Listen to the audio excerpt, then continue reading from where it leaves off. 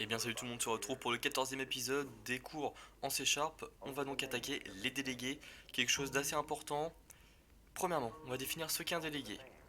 Donc, les délégués, ça va permettre de créer des variables spéciales qui en fait ne vont pas stocker de données telles que l'on connaît, donc on va pas stocker une chaîne de caractères ou un entier, mais en fait on va pointer vers une méthode. Donc un délégué ou delegate en anglais va pointer vers une méthode et vers, pas n'importe quelle méthode, mais vers une signature de méthode que l'on va définir au préalable.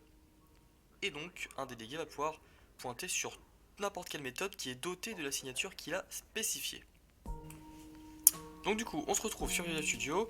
Je vais vous montrer comment on va utiliser un délégué. Alors la première chose qu'on va faire, c'est qu'on va créer une nouvelle classe. Donc on clique droit sur le projet, ajouter, classe. On va l'appeler ma classe delegate, tout simplement, hein, comme ceci. On a donc notre classe qui est créée.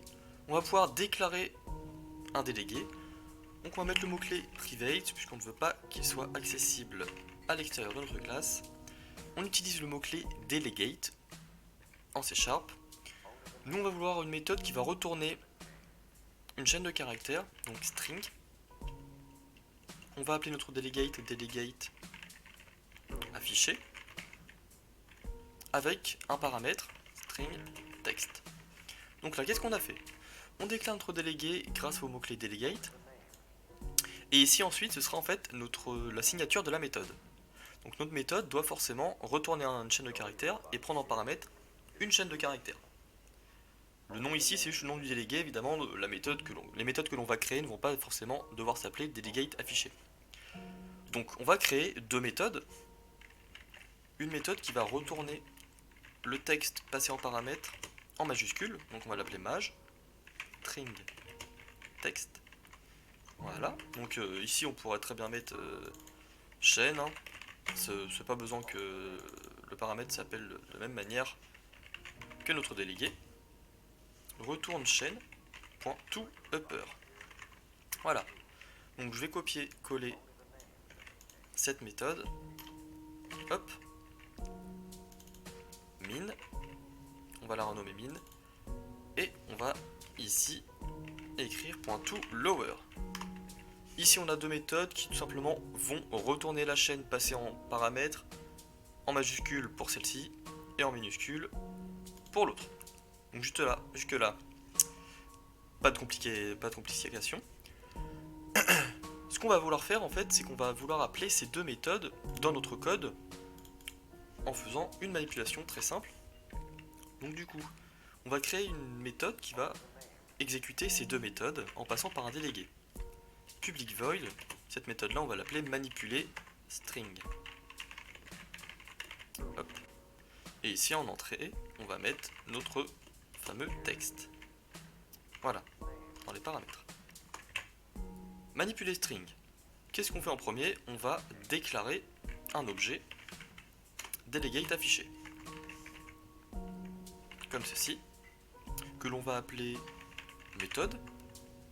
Et on va lui affecter la méthode maj, puisque je répète, un delegate contient une méthode, et non une chaîne ou un entier, elle contient bien une méthode.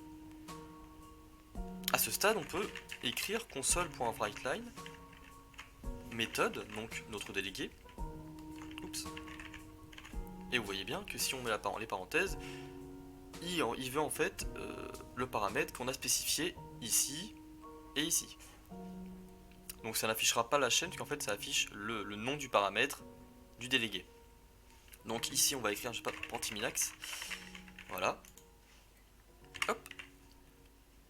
Ensuite, on veut nous afficher. Alors ici on va réécrire un writeLine. On va mettre des petits tirets. Voilà, comme ceci. Pour qu'on fasse bien la différence. Alors là, on va vouloir afficher le texte en minuscule.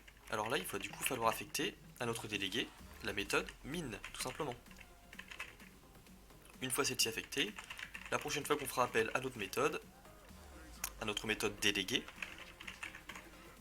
notre délégué va appeler la méthode qu'il a en mémoire, enfin la méthode vers laquelle il pointe, c'est-à-dire min. Donc là, on va mettre Pentiminax. Alors on peut très bien mettre des, vous voyez, des N majuscules, des I, des X, voilà. Ici on peut très bien l'écrire tout en minuscule. Voilà. Puisque ici ça va nous renvoyer un texte en minuscule et ici un texte en majuscule. Hop. Donc pour faire appel à notre méthode, on va devoir évidemment créer un objet de notre classe. Donc ma classe delegate, ma classe égale new, ma classe delegate. Voilà, jusque là on a juste effectué une instanciation. On va faire appel à notre méthode qui est en public .manipuler string, ma classe .manipuler string de notre texte. Alors oui, j'ai fait des bêtises là. Ici en fait on va spécifier notre paramètre. C'est moi qui ai fait des conneries. Voilà, comme ceci. Voilà, comme ça on permet à l'utilisateur de personnaliser la chaîne d'entrée évidemment. Voilà. Donc ici on peut très bien passer quelque chose comme on avait écrit tout à l'heure. Voilà. Voilà. Donc là, qu'est-ce qu'on va avoir comme résultat? On va avoir Pentiminax écrit en minuscule et en majuscule. Alors dans l'ordre inverse, pour l'affichage. CTRL F5 qui permet d'exécuter une commande sans avoir à écrire un console.readkey ou sans que la fenêtre se ferme, quoi. Donc voilà. En utilisant un délégué, on a fait appel à nos deux méthodes en fait, qui sont des méthodes pointées en fait par un délégué. Voilà. J'espère que vous avez compris le principe des délégués. Alors c'est pas un exemple vraiment parlant, j'espère vous trouver quelque chose de plus concret dans des prochaines vidéos qu'on pourra appliquer ensemble.